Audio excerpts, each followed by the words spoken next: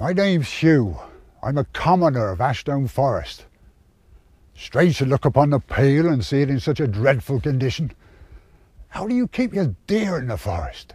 In my time I've worked on the Pale, repairing it, digging out the ditches, building up the banks, mending the fence on the top and building new lengths.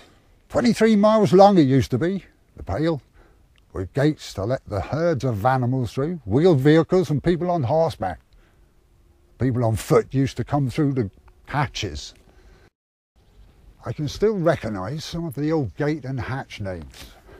I'm surprised they're open. Anyone can come onto the forest.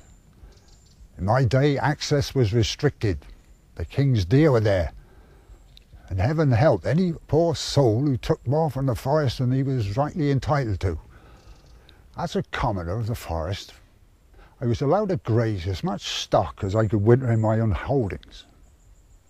In the autumn, the forest was a feast for hog. It was wonderful for beechmast and acorn. I'd say that forest grazed hog was the best tasting for many a mile. We had to pay for it, mind you.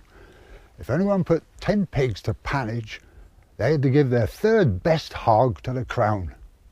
I hope they choke on it. From the forest I was allowed to take long heather for thatching.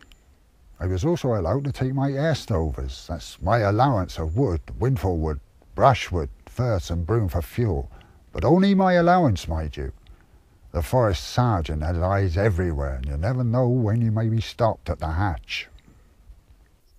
Us commoners are always arguing with the forest sergeant. All he wants is to keep the forest as good hunting for the king.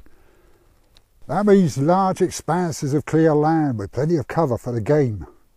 He wants us to graze as this keeps the open ground free from tree saplings.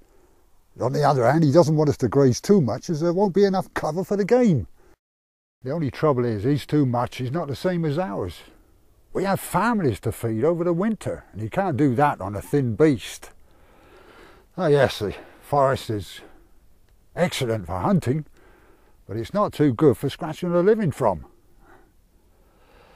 Oh well, maybe when there's a large hunt I can earn a coin or two beating.